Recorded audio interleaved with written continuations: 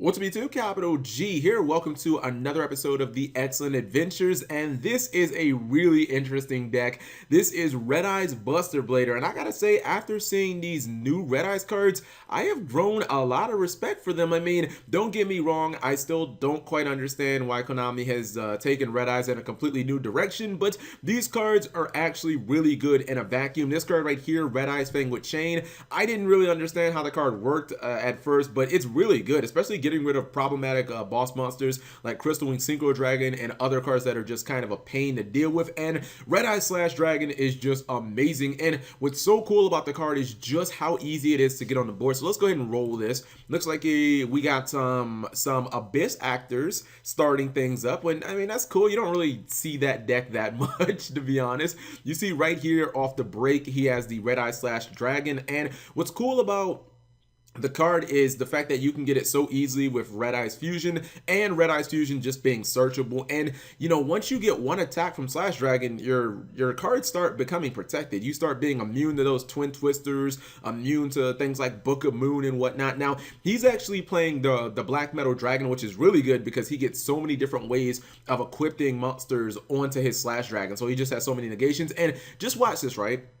So you see that he has lost his field, right? He's able to obviously get a Buster Blader back, which isn't, I mean, it's not that big of a deal, but I just want you guys to understand how good the recovery of this deck is. So he basically has no monsters on the field. This guy's playing a Pendulum deck, but he's going to activate Red Eye Spirit. He gets his Slash Dragon back, and you know, he activates the effect because he attacked with Baby Dragon, and he just basically, he's okay, you're trying to target, I'm going to go ahead and negate that.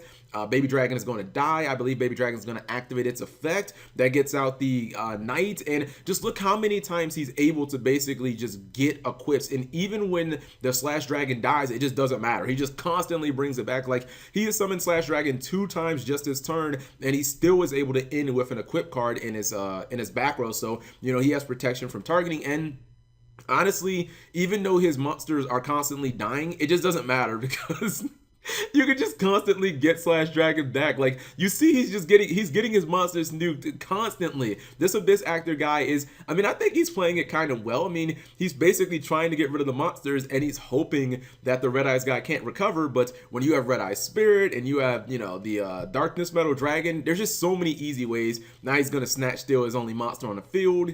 And yeah, pretty much I think that that's the end of this duel. Gets an equipped as well. The recovery of this deck is actually pretty silly. Let's go on to the next one. Red Eyes Blader going off. Okay, I've seen all these replays, but I don't remember what exactly they're against. Ah, yes, this is the Crestron one. This is a pretty cool match. Now, I do question the fact that he opened with Ties of Brethren and he didn't use it. From what I know about Ties of Brethren, it's generally a card you want to activate turn 1, like always, because it does limit you from special summoning monsters for the rest of that turn. So it's usually like, if you can't do battle damage in your first turn, you might as well just go ahead and play it. And he also has Starlight Junction on the field, which is a pretty cool card. So, you know, it can banish things on your opponent's side of the field. But he has Red Eyes Insight. That gets him the Slash Dragon from Red Eyes Fusion, and that's what I mean. It's almost like you always are going to get Red Eyes Slash Dragon on the board. You see right here, he has Synchro during his opponent's turn, and he tries to actually banish the Red Eyes Slash Dragon, but Slash Dragon is just, he's not having it, man. He's just going to go ahead and negate, and, you know, when he attacks again, he gets another card equipped, and it's just really difficult to deal with this card when it seems like you can never actually target. So he's going to use his trap here, gets a Buster Blader straight from the deck. Now here's what's kind of funny, right? This actually worked because he has the Destruction Swordsmaster on the field, and Destruction Swordsmaster says if one of your opponent's monsters is destroyed by battle or card effect and sent to the graveyard, you can actually target one of those monsters and equip it to this card. So Crestrons are known as a deck that like to blow its own cards up, and now he's basically just stealing his stuff. And it's really cool because of its second effect, which you see he's going to activate Ties of the Brethren, and he's finally ready to load up. Although he's not going to synchro here. I thought he was maybe going to synchro, but you know, it's whatever.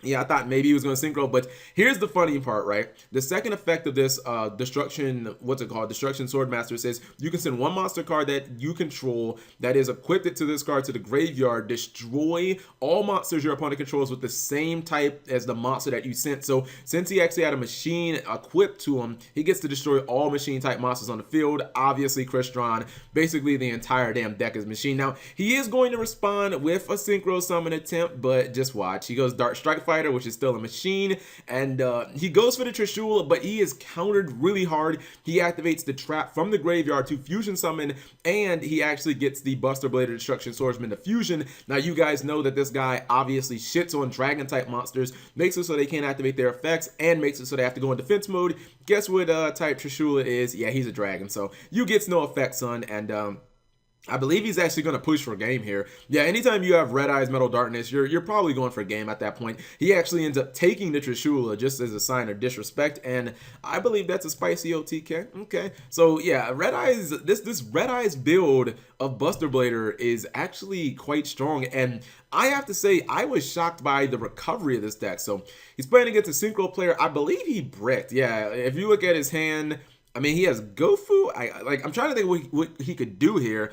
I mean, he could summon Gofu, and then maybe he can go for Synchron Resonator, and he could synchro with the Gofu, I guess. He does have, DDR. Maybe he could pitch the Jet Synchron and get the Zephyros back. I'm not sure where that play would lead to, but I mean, I would rather put something on the field than not put something on the field, which, is obviously going to let your opponent get at your life points. So he opens up with the Slash Dragon, puts the Buster Blader attached to it, so he has a little negation. And he plays Magical Stone Excavation. I don't know if I agree with that. He's going to actually summon Buster Dragon as well. He's finally ready to do some stuff, and you can see he's loading up for the Level Eater play, which he got from Armageddon Knights, and he is hitching his wagon clearly to TG Hyper Librarian and hoping that he can do some plays here, but that's just not going to happen. He activates Red Eyes Fang with Chain. He's going to take away his only tuner, and the guy basically just auto scoops after that. Not sure why he summoned Level Eater in attack mode. I mean, that just seems like unnecessary risk. Sometimes I've been known to like summon Battle Fader in attack mode, but I think that was just unnecessary to do that. So he loses his only tuner, and I mean, you can't really go, because if he would have gotten this off, I don't know, he probably would have been able to get a bunch of cards back in his hand by drawing them off TG Hyper Librarian. And then we have the final one against Crystal Wing Synchro Dragon, a card I was talking about earlier that can actually be quite problematic. He's playing against a Blue Eyes variant, which is going to open with the Card of Consonance and Melody of the Awakening Dragon. Goes into the Spirit Dragon, tags it out for Ancient Fairy Dragon to get that double summon, and he goes for Crystal Wing Synchro Dragon, but then he's going to back it up with not only an Effect Veiler, but a couple of really big, beefy Blue Eyes monsters. Now, he is instantly going to go for the Red Eyes Fusion. I don't quite understand the Effect Veiler. I think that this was like highly unnecessary, especially considering you have Crystal Wing Synchro Dragon on the field. Like, didn't that just seem unnecessary? But this will probably be his biggest challenge, just trying to get rid of the Crystal Wing Synchro Dragon, as it's able to negate a Black Metal Dragon. But he did have a second one, so this thing is pretty strong. Although if Crystal Ring runs into it, obviously it's not going to be that strong. So he activates the Return of Red Eyes, getting himself a Red Eyes in defense. I think he's just looking for chump blockers. He's looking for cards to just stop things from hitting at his life points. He could have negated the Twin Twister there, but the problem is he would have had to activate Slash Dragon's effect, and then Slash Dragon would have just gotten negated by Crystal Wing. So there was no point of negating the Twin Twister. Like, he would have actually he would have helped his opponent out, because Slash Dragon would have died and Crystal Wing would have gotten like massively stronger. So I think the right play was not to negate. He goes for this XC, which I rarely ever see. This is number 46, Dragulon, but I don't know. I feel like I would have rather just kept my monsters, honestly. And I mean, it's still looking really good for him, though. As long as he can keep Crystal Wing on the field, he's even going to attack with Baby Dragon just to get another copy of Gearfried out. Now, Crystal Wing is going to get baited right here, because he has 2 copies of Gearfried, so he is going to constantly surge. He is constantly activating his equips. He gets his Slash Dragon back, and what I think he was really trying to get to, he was just trying to get the Red Eyes Fang with Chain. Like, if he can get the Fang with Chain, he can out the Crystal Wing, and then he can actually start, doing some stuff. Because while he's under this Crystal Wing, he can't really do anything. So he's going to snatch steal that Crystal Wing. Your Crystal Wing becomes mine.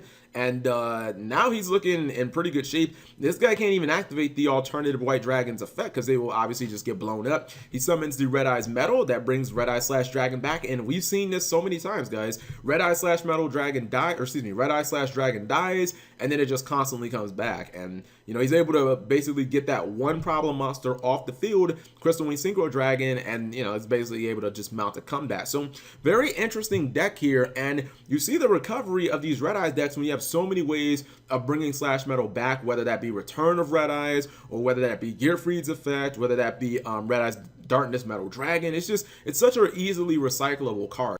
So anyways, I hope you guys did enjoy this little excellent adventures. Next one will be next Sunday. I've already got the deck figured out, and I'll have a link that will give you guys this deck if you want to test it out and experiment with the new Red Eyes cards. Anyways, thank you guys for watching as always, and subscribe if you have not already.